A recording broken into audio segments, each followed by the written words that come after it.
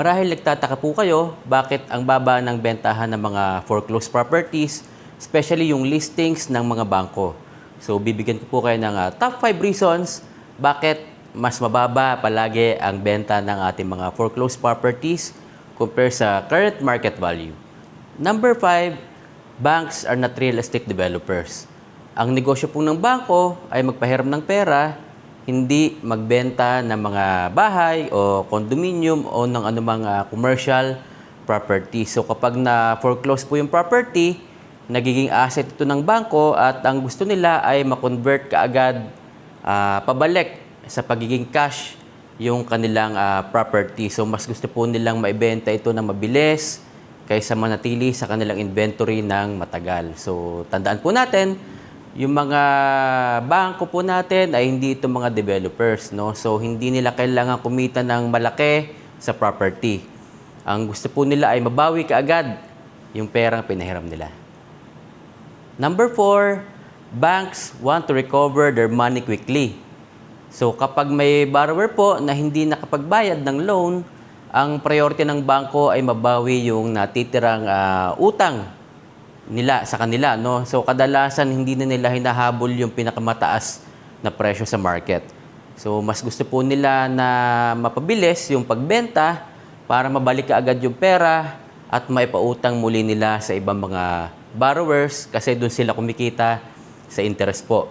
So sa maraming pagkakataon, mas importante sa bangko ang mabilis sa bentahan kaysa manatili yung property sa kanila sa mataas na presyo. So mas binababaan po nila palagi yung mga foreclosed properties para lang mabawi agad nila yung pera pabalik sa bangko. Pangatlo po, banks pay carrying cost while holding the property. So ibig sabihin po niyan, marami silang binabayaran na like yung mga property taxes, association dues sa developer, no? So may mga gastos po sila dahil dun sa property na hinahawakan nila like maintenance. Usually meron silang mga caretakers, lalo na yung mga house and lot. So may caretaker po silang binabayaran, saka yung mga administrative expenses. So marami po silang binabayaran dyan. Yung mga bills din na tumatakbo sa kanila like yung kuryente and water meter. Minsan po kasi talagang kahit walang gumagamit o na-foreclose na yung property, meron pa rin siyang minimum bill na binabayaran. So, electric and water, usually meron po yan. So, kaya gusto nilang maibenta kaagad to kahit mas mababa yung presyo. Bawat buwan po na hindi nabibenta ang property, ibig sabihin po nun, dagdag gastos para sa bangko. Kaya madalas silang nagbibigay ng mas malaking discount. Number 2, banks price properties to sell, not to test the market. So, ibig sabihin po niyan, maraming private sellers yung naglalagay ng mataas na presyo para subukan muna yung market. Pero ang mga bangko ay kadalasan po gumagamit yan ng mga valuation at disposal strategy para mas maging competitive yung presyo at mabilis mabenta. So, yan po yung dahilan kung bakit yung mga foreclosed properties usually nasa 20 to as high as 50% below market value. So, yun po yung matitipid nyo kapag nag-avail kayo ng mga foreclosed properties, yan, especially in Metro Manila, dun sa mga central business district. So, malaki po talaga yung nagiging discount, kumbaga. So, habang ang ibang mga sellers ay nagbibigay ng pinakamataas na offer, ang bangko po ay nakafocus sila para mapabilis at dun sa pinaka-practical na paraan para maibenta yung kanilang property. And yung number 1 po natin, banks don't have marketing and showroom cost. So ito po yung para sa akin pinakamalaking factor kung bakit below market value yung pagbibenta ng properties ng mga bangko. Kasi mga developers, lalo na yung malalaking developers po, may binabayaran sila sa advertising, sa mga marketing campaigns, yung mga sales office, ayan. Model units, ayan. So, sobrang laki po ng mga bayad po nila dyan. May mga maintenance din po yan. Mga bills, water, So, wala po tayong ganyan, yung mga foreclosed properties. Allowances, yan.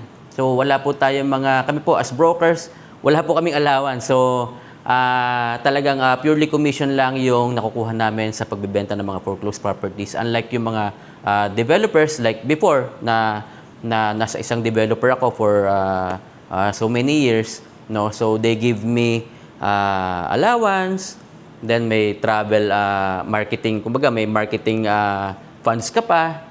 So may accommodation funds ka pa, especially if you're an international seller. So yan po ay binabayaran po yan ng mga buyers, no?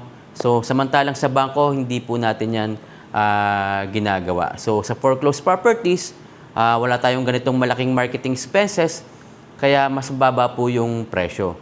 So, kapag bumili ka ng property na foreclosed, hindi mo binayaran yung billboard, yan, yung mga TV ads, yung mga showroom, kasi wala ka ng showroom, diretso mo nang makikita yung actual unit, kailangan lang i-request yung keys, at iba pa mga marketing expenses. So, wala po tayong ganyan. So, yun yung number one na nagpapababa ng presyo ng mga foreclosed properties versus dun sa mga current market value o yung mga pre-selling properties ngayon na sobrang minsan times 2 or 3 yung presyo compare po sa foreclosed properties.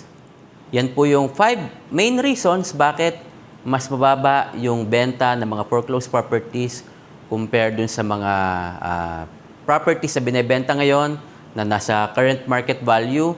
So, kaya kung naghahanap po kayo ng mga bahay, condominiums or property investments, wag agad pong matakot pag sinabing nakarinig kayo ng salitang foreclosed. So, sa marami pong pagkakataon, ito po ang isa sa pinakamabisang paraan kumbaga para makabili ka ng property na below market value, malaki yung matitipid mo. Millions usually ang natitipid mo kapag ganitong foreclosed properties.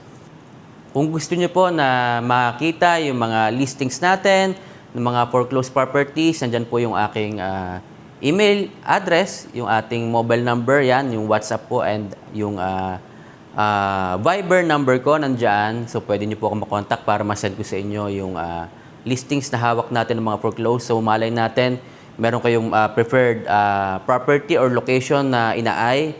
So, for sure, mas mababa yung kanyang value compared dun sa mga properties doon mismo sa area na yon. So, mag-subscribe na rin po kayo. At sa mga susunod natin mga vlogs, meron pa rin po tayo mga tips regarding sa mga foreclosed properties, resale properties, and may mga pinifeature po tayo ng mga properties na below market value at baka para sa inyo na po yung property na next natin na i-feature. Kaya subscribe lang po kayo dito sa Foreclose and Resale PH channel. This is Jason, your real estate broker. Find, invest, and own a property.